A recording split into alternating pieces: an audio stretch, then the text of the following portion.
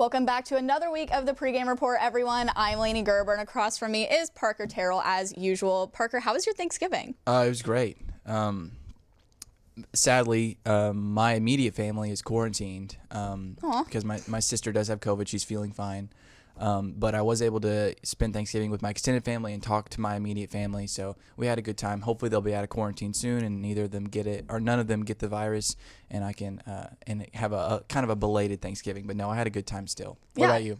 I had a good one. I watched a lot of Hallmark Christmas movies with my sister. So Nice. Yeah, that's always a good time. We cried a lot, but that's okay. I had to cry anyway because Bedlam happened last week as well, and I needed to let those tears out. So we can go ahead and let them out right now, too. Honestly, Lainey, not a lot of tears for me. Being a 21-year OSU fan, I've seen this song and dance before, but it's more of anger for me and disappointment. It's my fault for getting my hopes somewhat up for this game last week because, OU was struggling with COVID issues. They didn't have Austin Stogner. They didn't have Jaden Davis, their starting corner, or starting, tight end / halfback. So I was like, you know what, maybe OSU has a chance. Maybe they're going to be fired up. There's still a chance in the Big 12 title on the line. And last week, I was saying on this show that there was still a chance for Oklahoma State to win out and make the playoff. All that is gone now as OU wins 41-13 in Norman, winning their sixth Bedlam in a row, and dropping Mike Gundy's record in Bedlam to 2-14 in his career as a head coach. But yeah, there's not a lot to say, Lainey, about this game that hasn't already been said. It was just complete domination. If not for a Brendan Radley-Hiles awful taunting penalty, OSU probably would not have scored in this game, and it would have been 41-9 final score. So, we can talk about this quarterback struggles. Spencer Sanders got injured in the game, then inexplicably was able to come back into the game at the end. Crazy. Never in my life seen that before, a player that gets his helmet taken away and then gets it given back to him at the end. Just insane. This is the injury right here, as you're seeing. Ronnie Perkins takes out Spencer Sanders. He got up lame after that. And Shane Illingworth came in. Some people may have got excited. Obviously not that Spencer was hurt, but because some people wanted some new hope. Some people think that Illingworth might be the answer at quarterback, and he was just not ready for the moment. A true freshman in a rivalry game against a ferocious OU defense. It just wasn't meant to be. It wasn't the same, Mason Rudolph story that we saw 6 years ago for sure. Yeah. So a complete and utter domination, and now we've got guys injured. Chuba Hubbard, somewhat of a breaking news before the game, is not going to play today against Texas Tech, and LD Brown is a game-time decision. So we might see Desmond Jackson play today a lot at running back. We might see Dominic Richardson, the true freshman from Bishop McGuinness High School. Yes, it's either Bishop McGuinness or Bishop Kelly. I'm pretty sure it's Bishop McGuinness here in Oklahoma. So I'm excited for that. I'm excited to see what those guys can do. And also, earlier in the week, Illingworth tested positive for COVID-19, and he is going to be out for this game. So Ethan Bullock is our backup quarterback right now, a guy that we saw in the Tulsa game. He came in for Spencer Sanders and did not play well, is an understatement. So could be a long day today in Stillwater. Hopefully not. It should be a happy day. It's a crisp, brisk morning to play some football, and we just unveiled our first ever statue of Boone Pickens outside of the west end zone. So, and they announced that Barry Sanders' statue would soon. The preparations for that are beginning to be the second statue. So it's a happy day in Stillwater, at least to start out. Let's hope that they can continue. And it's crazy that you point out. We were talking about all the adversity that OSU is facing today, before the show. But it's crazy how also before that we were talking about how we both don't have the best feelings for this game. No, I mean, think OSU is going to win, but my stomach just isn't. OSU has a better team despite not having those guys. I still believe in our defense.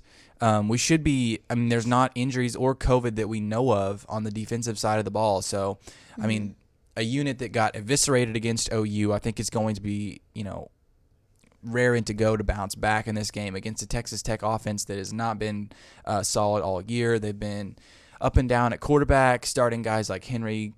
I think he's pronounced his name Columby. I don't know how to say his last name. I think it's Columby.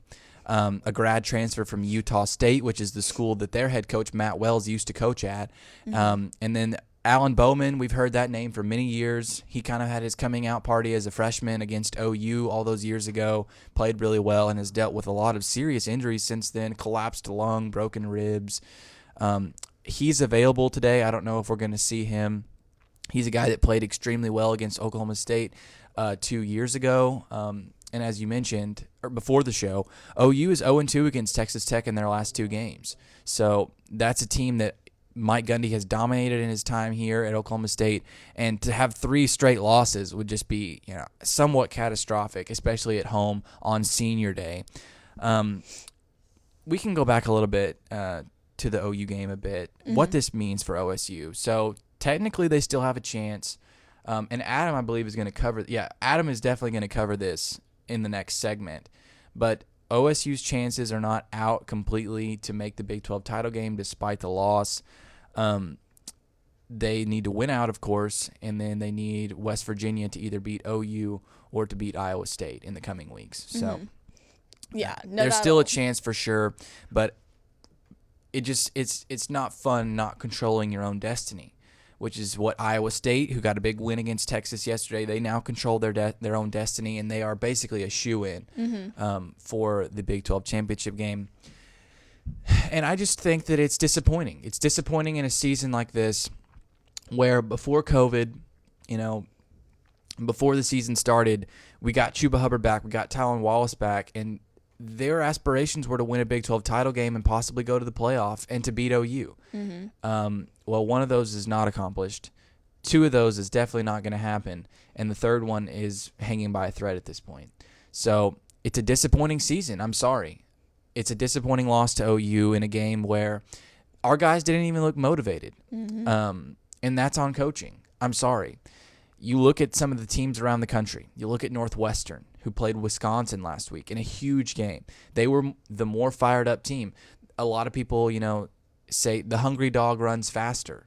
Well, the hungry dog didn't run fast. We weren't the hungrier dog in this game against Bedlam, in a game that we needed to be.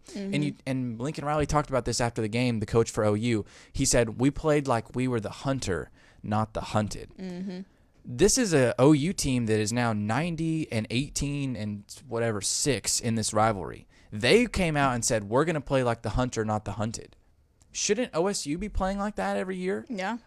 A domination in this rivalry, a Big 12 title spot on the line, a possible college football playoff spot on the line, and we come out so flat that we start out 14-0. Questionable interception leads to 21-0. I look up from, who knows, getting a drink of lemonade, and all of a sudden we're down by 3 touchdowns. It's just disappointing, and I think that if we come out flat against this team today, Texas Tech, who, albeit their season is pretty disappointing as well, that doesn't mean that they're not trying to get a win. Matt Wells is a good coach. He won multiple 10 wins. He had multiple 10-win seasons at Utah State, went to a bunch of good bowl games and had some good wins. Matt Wells is a good coach. Texas Tech is going to be wanting to get another upset win against a ranked team. If they come out flat, it's not going to be a fun day today in Stillwater. Absolutely. I'm really looking forward to see how Gundy bounces back this game versus his calls and his performance in Bedlam last week. But Adam Engel is not with us in studio today for Who Has the Edge, but he is tuning in from his house in Wyoming. Adam. Thank you so much, Parker and Laney. Happy game day from here in Wyoming. Now, of course, the Pokes started their season undefeated 4-0, and a shot at the Big 12 title game was in sight. The Pokes really controlled their own destiny, and a spot in the Big 12 title game was theirs to lose. Unfortunately, the Pokes did just that on Halloween as the Texas Longhorns stormed into Stillwater and beat the Pokes in a thrilling overtime victory. Now, with that being said, after that game, OSU followed that loss with a win in Manhattan, but last Saturday, Oklahoma State was blown out by Oklahoma in what was Mike Gundy's 14th loss to the Sooners. Entering today's contest against Texas Tech University, Oklahoma State must win their final 3 games to remain in contention for the Big 12 title game. I repeat, must win. The key word there, of course, is must. Any slip up along the way, and OSU is likely denied a trip to Texas. Now, with that being said, however, if Oklahoma State can win out, some help from their Big 12 counterparts will most certainly be needed. Just like 2020, the scenarios are filled with plenty of uncertainty, but here are the simplest ways that OSU can secure a spot in the Dr. Pepper Big 12 championship game. With Iowa State defeating Texas Friday, the scenarios become a little more clear. Like I said moments ago, OSU, of course, has to win out, has to win their remaining games, first of all. Now, with that being said, if Oklahoma State does that, the Poke fans should be praying to whatever deity they believe in for Oklahoma, to lose to either Baylor or West Virginia. If that happens, the Cowboys can likely start booking their hotel rooms in Texas. Now, if OU wins out, then West Virginia will need to beat Iowa State. So, simply enough, Cowboy fans, for the next 2 weeks, you need to be Cowboy fans, but then big-time West Virginia Mountaineer fans as well. Now, if that happens, if West Virginia does beat Iowa State and OSU wins out, the Cowboys would also most likely be headed for Jerry's World. But for now, OSU fans should be focused on one thing, and that is Texas Tech. I hope y'all had a great Thanksgiving. I'm looking forward to watching some more football this afternoon. But back from Wyoming to Laney and Parker in the studio, thank you guys so much. Thank you so much for that, Adam. I'm so glad that even though you're not here with us physically, you're still able to join. And like he said, and like you said earlier, Parker, this is the Big 12 championship is like the last thing. I don't want to say the last thing we have to live for. It's the last thing we have to play for, though, this season. You know, like you said, we lost to OU. There's no CFP hopes anymore. Well, we just lost gotta to try Texas to win out as and well. Make this. Lost to Texas. That's what that killed our sucked. chances right there, that overtime loss to the Longhorns. So, but yeah, as Adam was talking about, there's definitely still a chance. West Virginia is not a bad team at all. I believe they have the best statistical defense in the Big 12. They've got an offense that's led by an experienced quarterback. I get that we beat them earlier in the season, but they're playing really well. They had West Virginia, I'm talking them up. They lost to Texas Tech, the team we play today. So, but surely West Virginia, I think there's a good chance that they beat Iowa State they beat Iowa State. I think there's a marginal chance that they beat OU. They do play in Morgantown. That's a game that was supposed to be this evening, but because of OU's COVID issues, it did get postponed till the 12th, the same day that OSU's game against Baylor got postponed to. So, I mean, it's going to come down to the wire in the Big 12. We're going to know though pretty soon in the coming weeks, in the next really 2 weeks, who's going to play in that game. But OSU's hopes are hanging by a thread. Not being able to control your own destiny is not the best feeling.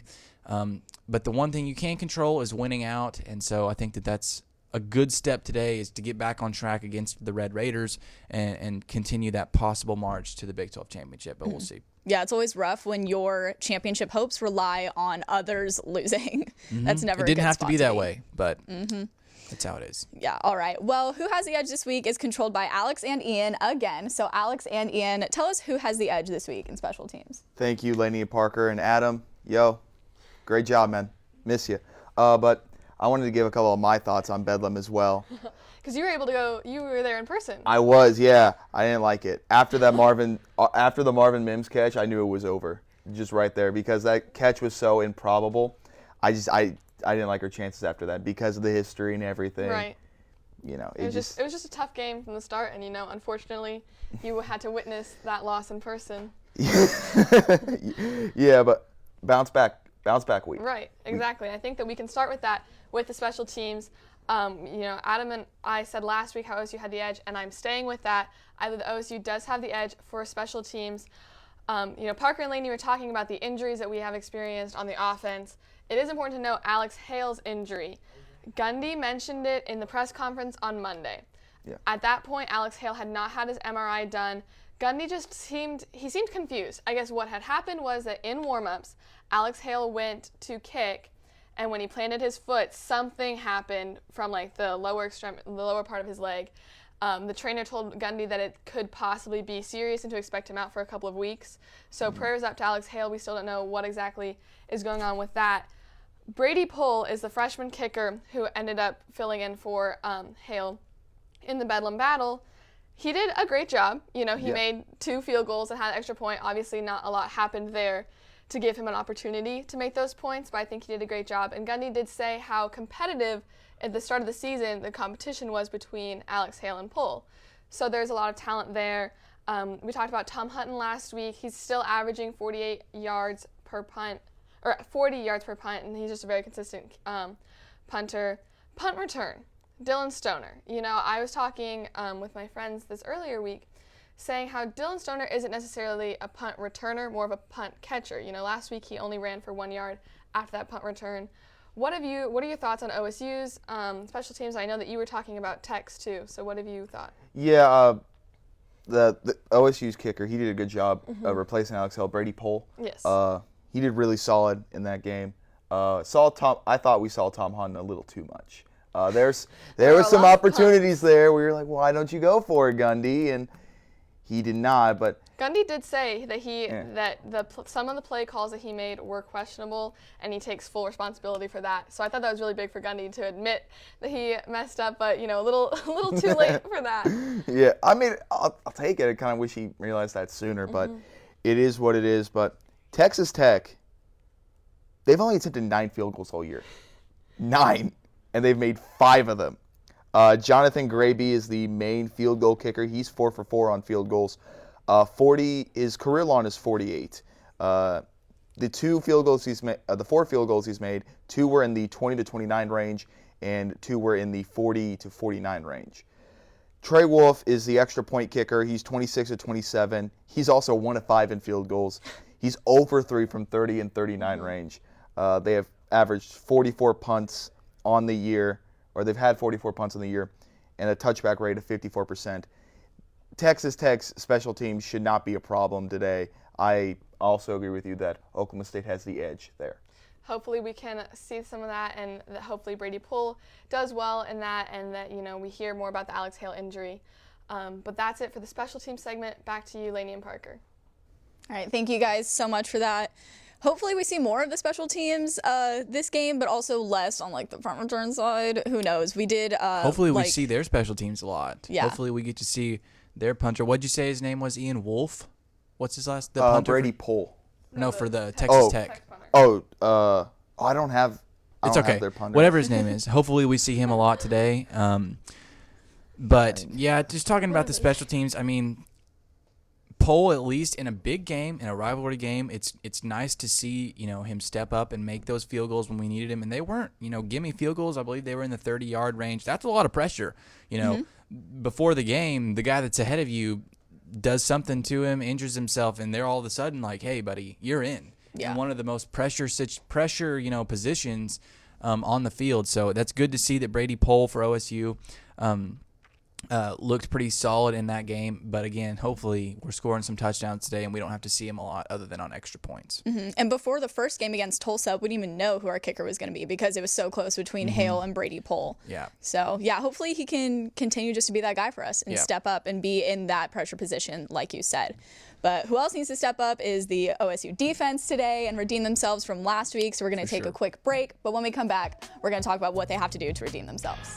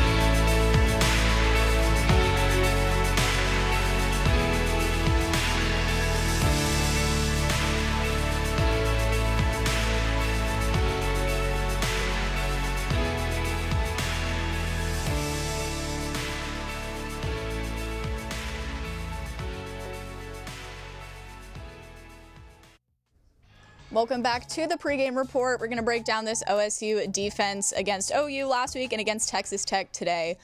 They gave up 492 yards last week, which is not great for them. They just weren't able to stop the run as close to the line of scrimmage as they usually are, and the cover 4 wasn't working. There were a lot of holes, and simple sweeps and fakes got to them. It just didn't seem like the defense we had been seeing all season. Well, I mean, Laney, it's plain and simple. They got out-coached.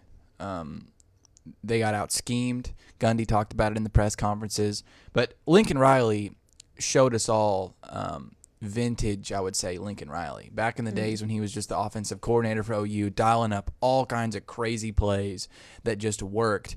I mean, he brought out the entire toolbox against OSU in that game, and it paid off. Spencer Rattler, their quarterback, we talked about before the game in the buy or sell, him getting 270 yards or 250 yards, and he got 301, 4 touchdowns, no interceptions, no turnovers. So that's something that OU struggled with early in the year, was turnovers, especially with Rattler, the young quarterback, and he has surely, gotten a lot better in that department. Getting benched against Texas, after that, he's been a totally different guy. And he showed that he is, you know what, I'm just going to say it. I think he's the best quarterback in the Big 12. Early in the season, they anointed him as a possible Heisman frontrunner, which I thought was crazy. But we can see now the talent that he truly possesses. How I'm going to work this into OSU is saying that, yes, Oklahoma State's defense did not play well, but they did play against the best offensive coordinator and the best quarterback in the conference. Best offensive coordinator in the country, and then the best, quarterback in the conference. So that's no excuse for a 14-0, right off the bat. They totally just, again, they out-schemed us. They didn't have Austin Stogner, so they brought in Mikey Henderson, the backup H-Pack, and they were able to utilize him out of the backfield. He's a 5-tool player, ultimate, Swiss Army knife. He can catch it, he can run it. And this defense, we got Colby Harvell-Peel back. Trey Sterling was healthy. A guy that really showed out to me last week was Thomas Harper. He laid the wood against Ramondre Stevenson, who is not a small man at all. No, I was really impressed by his performance. He put all of his, frame into that hit, and it worked. So he may be a guy that we see today. Him and his brother Devin Harper, the backup linebacker. A guy that we didn't even hear his name called one time against OU was Calvin Bundage. We know he was out on the field. We know he was playing, but he did not show up.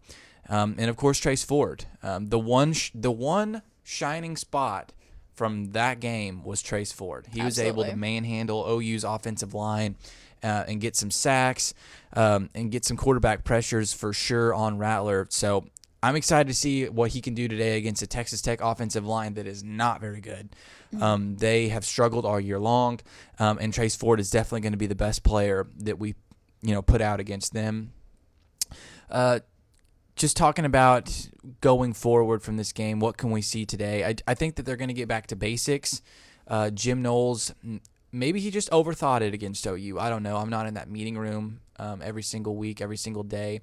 But I think they're going to get back to their bread and butter. They're going to be blitzing a lot more against whatever quarterback that Texas Tech plays. I think it's going to be Columbi.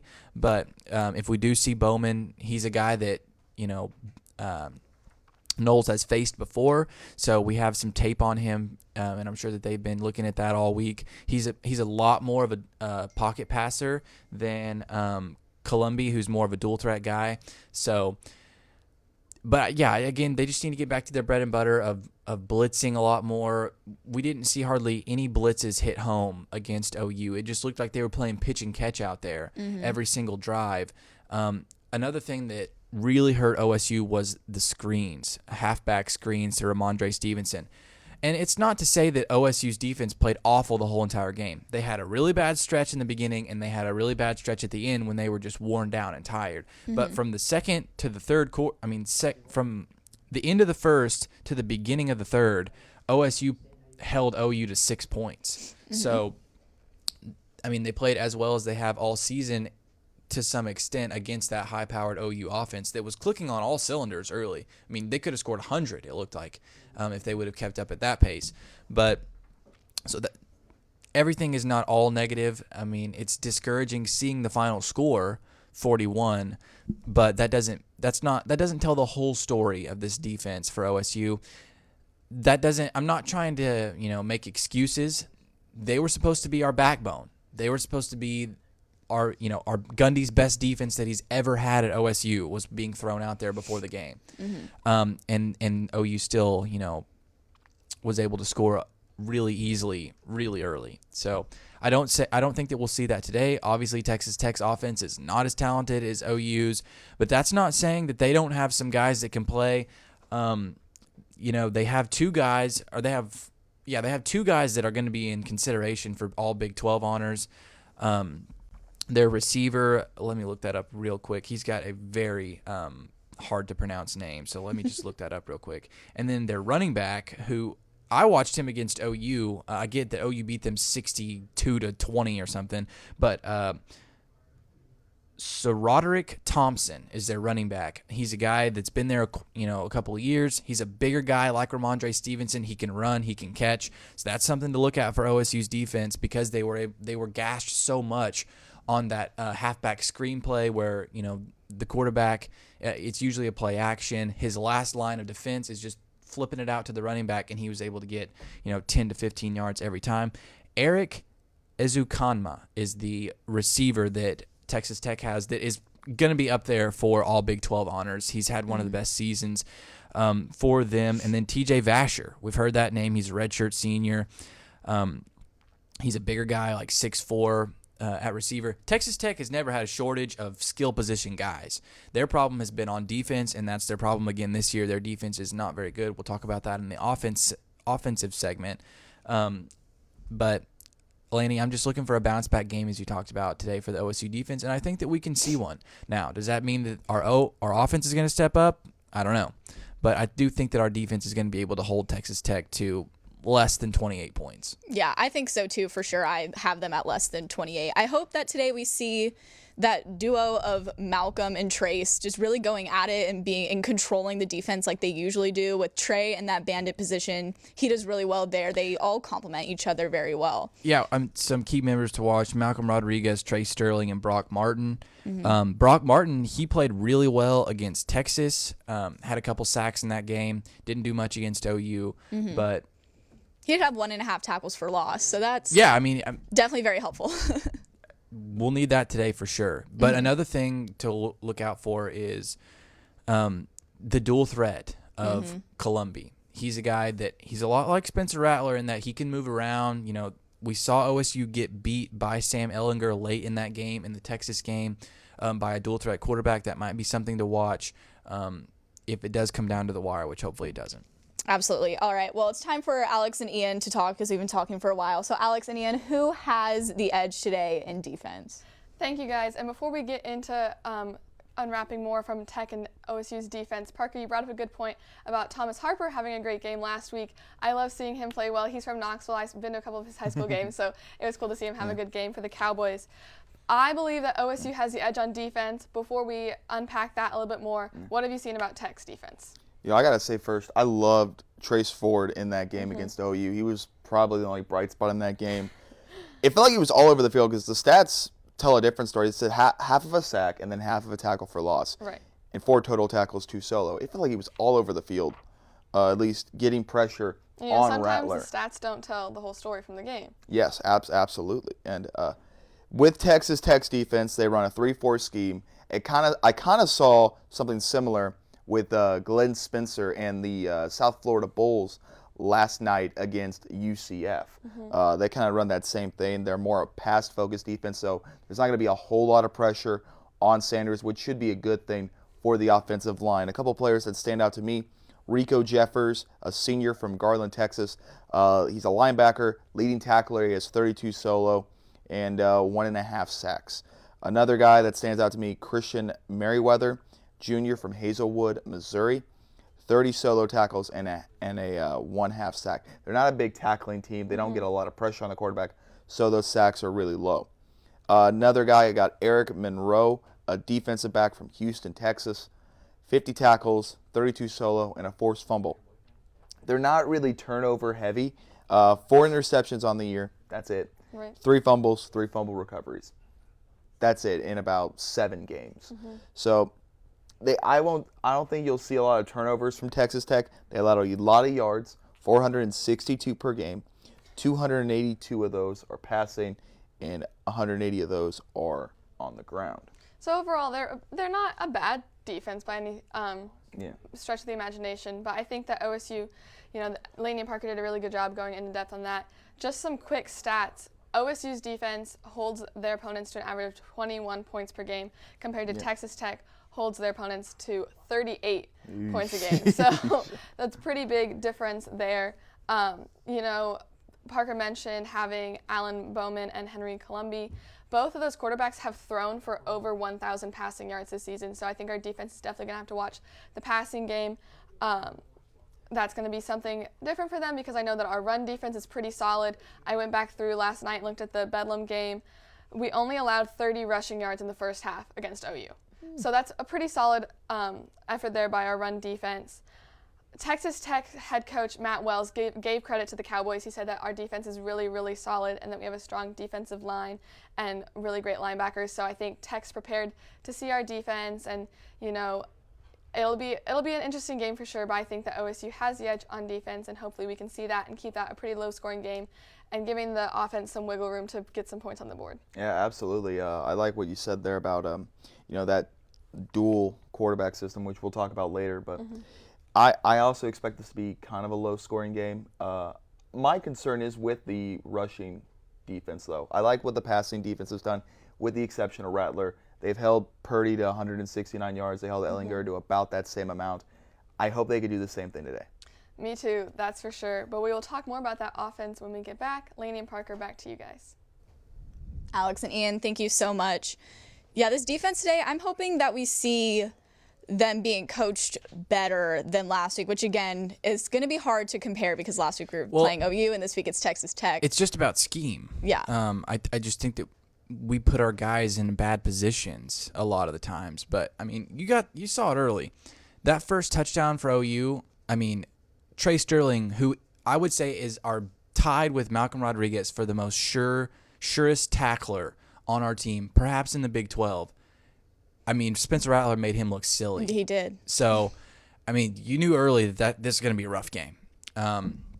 When our best tackler, gets put on SportsCenter for getting juked, out of his cleats. Mm-hmm. So, but talking about Texas Tech, actually, I was reading an article, guys.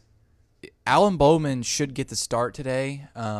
It is his last game, unless he decides to come back, in Boone Pickens Stadium, a game where he had the best game a place where he had the best game of his career 2 years ago, beating the Corndog-led team 41-17, and having again his best game at Texas Tech. So we'll see if that plays into effect. Henry Colombi is going to play, especially in the red zone. They use him on run-pass option stuff because, again, he's more of a dual-threat guy. But that's just something to watch. Absolutely. All right, well, we're going to take another really quick break, but when we come back, we are going to break down this OSU offense.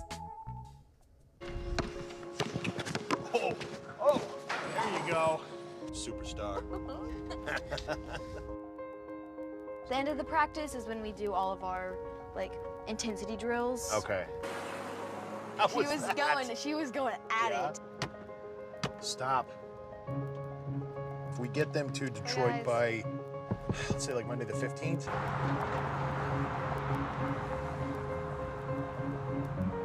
Time's right there. There we go. Yeah. Just, you can't. Don't want to talk about it. When you see the water tower, you're going to make a right.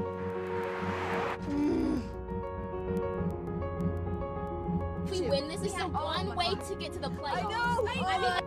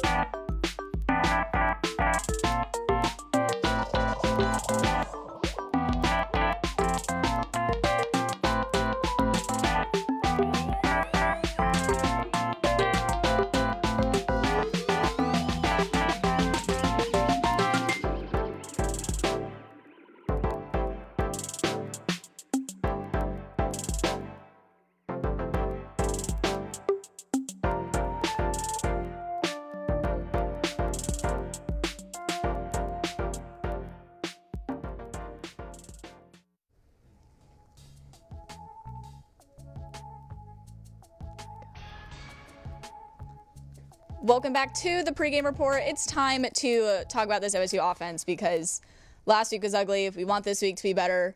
We saw a lot last week. Really, I felt bad for Chuba and Tylen's draft stock the most, just because, like we talked about the whole time in the pregame show last week, we were talking about how they came back for this game, and Chuba for sure is going to fall down. Tylen, not so much because, receivers don't get knocked as hard in the draft unless they do start performing really bad. But for Tylen's case, it's not totally his fault. So, I mean, I hadn't even thought about draft stock for this game, but I'm glad that you brought it up because it was like the first thing I thought of. Really? Yeah. Well, I don't even remember what I was thinking about. I was just angry. But talking about Chuba Hubbard again, he's been dealing with an injury.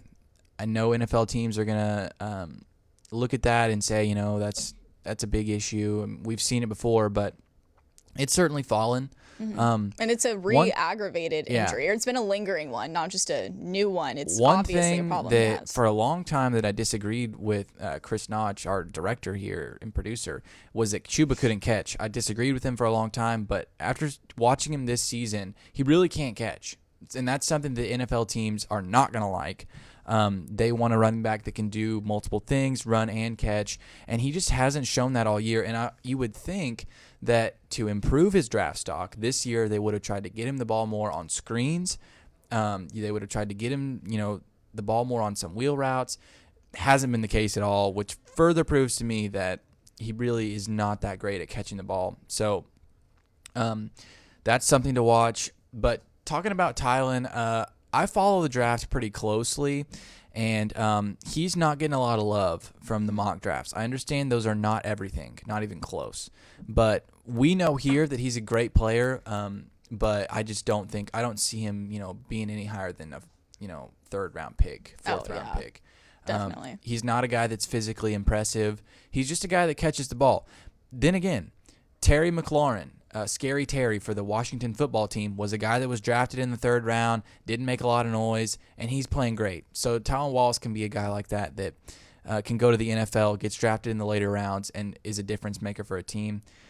Talking about today, though, I think it starts with me. It's with Spencer Sanders. Mm-hmm. Even when he wasn't hurt in the game against OU, he did not look like a guy that was going to lead you to a win in that game. He looked, like we always say, no pocket awareness, no pocket presence. I can't think of one moment, even in the very beginning of the game, I think, when he seemed confident. The interception, I don't really blame on him. The ball, it was a great play by Ugwebu for OU, and again, it was pretty controversial. I didn't see it, but the officials saw an interception. Should have been overturned, but it's fine. For sure, but of course, he got injured not long after that, holding on to the ball, getting sacked. So when he came in at the end of the game, again, I didn't see anything that gave me any confidence that he would play well in this game. But get this, now it's down to him and Bullock. So with Illingworth being out today, so it just takes one bad play, one bad hit for Spencer Sanders to go down, and all of a sudden we have Bullock back in the game, who I don't think gives us a very good chance to win. And I'll leave it at that. But Rashawn Woods, he's a guy that, OSU fans will recognize, probably one of the best receivers we've had at this school, calls Spencer Sanders Mr. Glass. Because he gets injured so often. And I didn't really pay attention to that. I just thought that it was bad luck for a long time. But I see his point. He gets injured all the time. And I don't think it's because he runs too much. It's just he's not very durable. You combine that with he's not a pocket passer. He's a guy that just, I'm not going to call him a liability, but I just don't have any trust in him whatsoever. I get that he was a big-time recruit. We've talked about it ad nauseum. I get that he's worked with quarterbacks coach Tim Rattay. I get that he's athletic, but I just don't have any confidence in Spencer Sanders moving forward, and especially in a game like this where who knows what's going to happen. We talk about the game. I just talked about the game where we lost 41-17. I, for one, didn't think that we would get boat raced in that game, but we did against the same quarterback that we're going to face today, against a coach who has played well in big games in the past. So we'll see with Spencer Sanders today, but it's going to come down to him. He played well against Texas. aside from the turnovers. It's just one thing or the other with him. He either plays really well and has a lot of turnovers, or he doesn't have any turnovers and he plays poorly. So I'd like to see a consistent game out of Spencer Sanders for once in his OSU career and just lead us to a win. Or if we need him to lead us down in the end of towards the end of the game, to lead him down there. We don't have Chuba Hubbard. LD Brown's a game-time decision. I'd like to see us get some more receivers involved. Dylan Stoner was AWOL in the OU game. His last ever Bedlam game, unless he decides to come back. He was AWOL, nowhere to be found. So they're going to double-team Tylen. They always do. Every team does. I'd like to see other receivers step up in this game. One guy. I was watching some LSU highlights from last year, Joe Burrow and the crew. D. Anderson caught a few touchdowns last year for LSU. He had some big plays in that game. He has done nothing for OSU.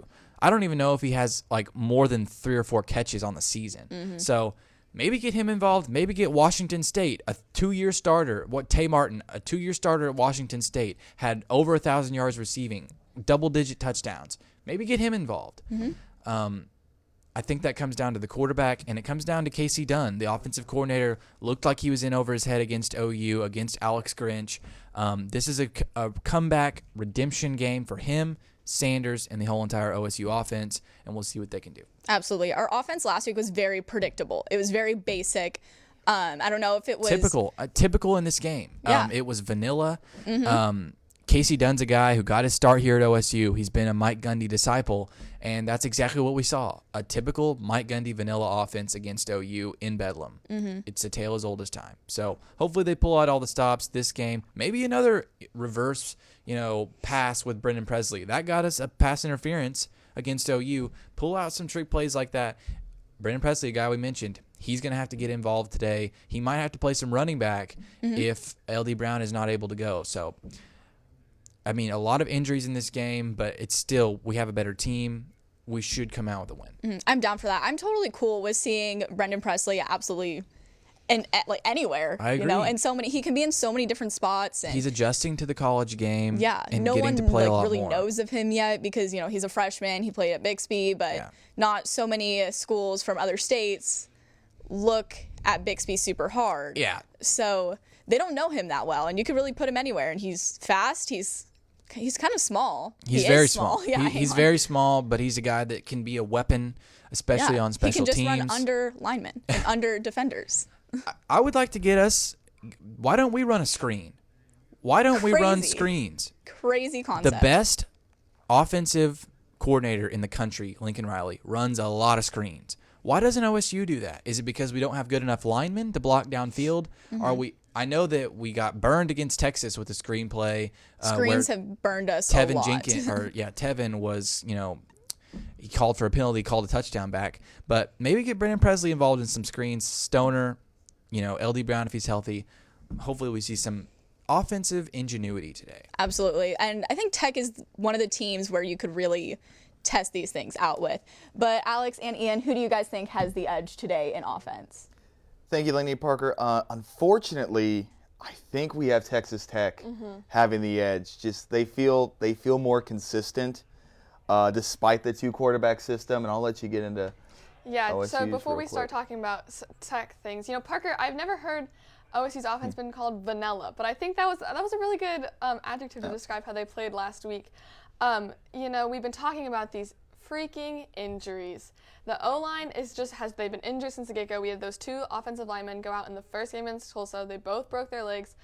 Both of their seasons were over since then. Last week, Jake Springfield came back, which allowed Josh Sills to go back to his original position. But now with Tevin Jenkins' injury, Sills has to move back to fill in, and it's just one injury after another. Gundy said, I think 2 weeks ago, that he didn't even know who he had playing at that point in time because there were just so many young guys trying to move around. And, we mentioned how Shane Illingworth is not here because he has tested positive for coronavirus. And so that safety net's not really there. We haven't seen Ethan Bullock since that first Tulsa game where he didn't really play too hot. So that safety net for Spencer, if he were to get injured, is gone. you and I were talking how we couldn't really tell who had the edge last night when we were trying to plan out for today's show. It was going to be a game time decision, and now with Chuba's injury and LD Brown possibly not playing, if we had those two stars, I think it'd be a different story. But we just can't argue with the consistency of Texas Tech's offense. Oh, no, absolutely not. Again, birthplace of air raid, essentially. That's where Mike Leach got his coaching start. In comes Tuberville, then Kingsbury, and now Matt Wells. That air raid system has still been there with Alan Bowman and Henry Kalabi. Last 5 games, Columbia's played all 5, and Bowman has been out for 2 of them. Against Baylor, Bowman went 14 of 23, 181 yards, 0 touchdowns, and 1 interception. Henry against Baylor, he went 9 of 15, 76 yards, no touchdowns, no picks. Against TCU, Bowman was out. Columbia he went 23 of 41, 234 yards, 2 touchdowns, 1 interception. Against OU, Bowman played, I think, 1 series. He went 4 for 4, 39 yards. Columbia, 15 of 28, 227 yards, 2 touchdowns, 2 picks in that massacre of a game. Bowman was out against West Virginia, and that was the game Texas Tech won. Right. Columbia, really good game, 22 of 28, 1 touchdown, no picks. And then against Iowa State, both had some decent playing time. Bowman went 13 of 22, 97 yards, no touchdowns, no picks. And Henry went 10 of 12, 115 yards, 1 touchdown, no picks. So if you look at the stats, for both guys, Bowman has more yards but more picks, and Columbia has 8 touchdowns compared to Bowman's 7. I think they said they were starting Bowman today, so we'll see what happens there. But so again, nothing out of the ordinary, but I think that's something that we just cannot depend on our offense to score touchdowns and move the ball on the field, because we just have not seen it, and it's pretty late into the season. Earlier I talked about the defensive points allowed between the two teams. OSU is averaging 25 points a game, whereas Tech is averaging 28 points again. So that's just a little statistical edge that the Red Raiders have over the Cowboys.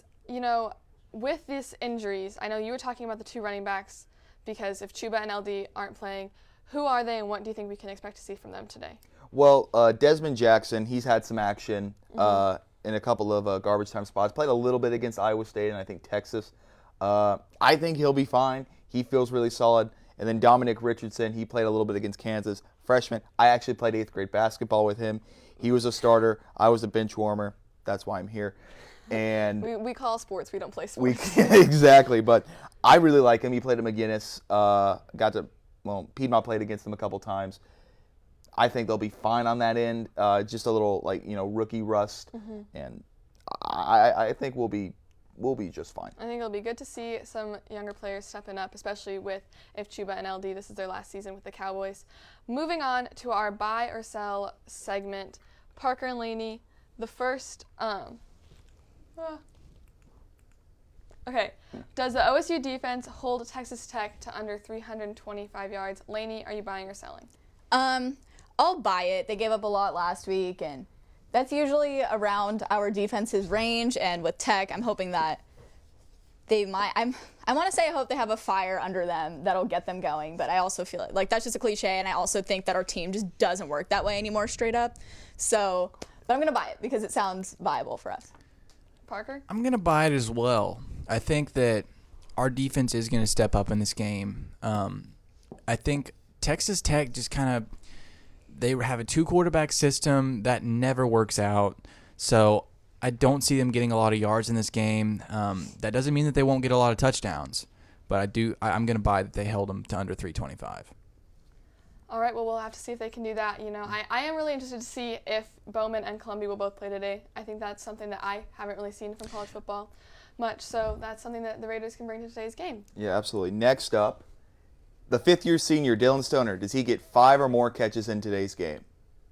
Parker. I'm going to buy that. I think that they're going to get him more involved today. I think that it is his senior day for sure. Mm-hmm. So when we saw Wallace go down last year, Stoner really emerged as the guy for us, and I thought he played really well, especially in those later games coming down the stretch. So he has that talent. I don't know if he's dealing with any injuries. I don't think he is, but again, I just think we should get him more like on screens. He is our punt returner, so I mean, that he has some athleticism, some underneath routes and stuff like that. But yeah, I see him getting 5 catches today. I'll buy it. This is a hard one for me because he should. Whether or not he will, he should have that every game. Whether or not he will is a different story, especially with Spencer in there. And Spencer doesn't really like throwing to Dylan that often. I'm going to sell it just to be different and go with my gut, which I don't like going with my gut because usually my gut's wrong for some reason. But yeah, I'm going to sell it. I just don't see Spencer throwing to him that much. He would get 5 max, but I could see him getting below 5. Yeah, I think he's averaged around that amount on the season. So we really haven't seen him much this season at all. Like what Texas Tech's secondary is not very good. So hopefully we see OSU go back to their ways of airing it out. That's something that we haven't seen all season, back to the Gundy days of, I mean, Ian talked about the birthplace of air raid. Well, I mean, Mike Gundy in his heyday was probably one of the biggest, best proponents of the air raid offense. So hopefully we can see a lot of those guys that we've talked about all season that haven't got involved maybe get the ball today, maybe some Jelani Woods action, especially in the red zone. Yeah, we'll have to see for sure. Moving on, Spencer Sanders has 2 turnovers. Parker, buy or sell? I'm going to sell it because I think that while he only had 1 turnover against OU, and it was, again, controversial, I think that he has settled down in that area, knock on wood. But the problem is, I think that he's gotten now somewhat too conservative. So it's just, you have to find that right balance that all good quarterbacks have, that you see with Ellinger, Purdy, Rattler, guys in this conference that Spencer just doesn't have. When it's either he's trying to be, too much of a gunslinger and throwing it to the other team, or he's trying to be too conservative, holding on to the ball too long, which can lead to strip sacks. But no, I don't think that they're going to Texas Tech is not good at forcing turnovers, so I don't think that we're going to see any more than that. So I'm going to sell it. Lainey? I also want to sell it. I think that Spencer is kind of mostly over his turnover thing, so he's also he also might be injured, so this might be a game where he's again even more conservative. Casey Dunn hands the ball off a lot to guys like Desmond Jackson. I would like to say one thing: LD Brown, their OSU radio broadcast is reporting that LD Brown is likely out. So again, like Ian talked about, it looks like we're going to see Desmond Jackson as the starter today. LD Brown is out in warm-ups in full pads, but they are listing him as out. So we'll see. They did that against Kansas State as well, and he played and was our saving grace in that game. So we might see LD Brown tough it out in this game, but if not, we're going to see a lot of Desmond Jackson, a lot of Dominic Richardson, the true freshman. There's a lot of unknowns for sure on the OSU offense in today's game. yeah, absolutely. And final buy or sell, OSU, do they get 3 or more sacks today? Ooh, I'm going to buy it. I think our guys like Malcolm and Trace are just ready to get back in there and ready to tackle the quarterback. I think Trace for sure is going to be locked in on that QB, whoever, ends up playing at QB for Tech. So, yeah, I could see it happening. Tech's, offensive line isn't like the most solid thing. Yeah, I'm going to buy it as well. In that OU game, again, they didn't get a lot of sacks, but they got a lot of pressure against a talented OU offensive line, and certainly a talented offensive line coach in Bill Bedenbaugh. Texas Tech does not have that same depth. They do not have that same coaching, and I think that OSU, that could be their saving grace today, is a lot of sacks, a lot of blitzes. Maybe Bundage shows up when he didn't last week. Amen, a guy that we haven't talked about a lot, who didn't have a bad game against OU for sure. I think that could be our big ticket today, is getting a lot of pressure on those quarterbacks, whoever it might be. And so I'm going to buy it. Yeah, hopefully that's what we want to see from our defense for sure. That's why we gave them the edge today. Yeah, absolutely. Time for score predictions. You want to go first? Yes, so I have the score being 31-24 OSU. I think that we'll be able to, get those 31 points, since Tech's defense is allowing a good amount of points up on the board, and I think we'll be able to hold Texas Tech's offense to 24 points. It's a pretty normal score. I'm hoping that we can just have a good, safe game. No more injuries. We can't afford that. But hopefully the Cowboys can pull it out today. I think we will get that touchdown lead. Yeah, I think it's going to be a very, very ugly game. The spread's 11.5 right now. I think OSU is going to cover, but it's going to be a really ugly game. It's going to feel closer than it should. I have the Cowboys winning 28-14. I like that. I like Ian's score prediction. I said 31-27. I believe. Or no. I said 34-27. OSU. That was before I knew, about all these injuries. I do not think that it is going to be that high scoring at all. But that is my prediction that I put on there, 34-27, and I'll stick by that. More realistically, I would say that it's probably going to be, 28-17 around that. That's what OSU has been prone to do this season, and I can definitely see it being a much lower scoring game. Again, it's going to be cold. There's not a lot of wind, but they talked about it, and you guys talked about it, Alex and Ian. A lot of unpredictability in this game. But if there's one thing that is the most consistent thing of both teams, it's OSU's defense. So I trust that, and I trust OSU to. I don't think they're going to cover, but I do trust them to win this game and get a big win on Senior Day.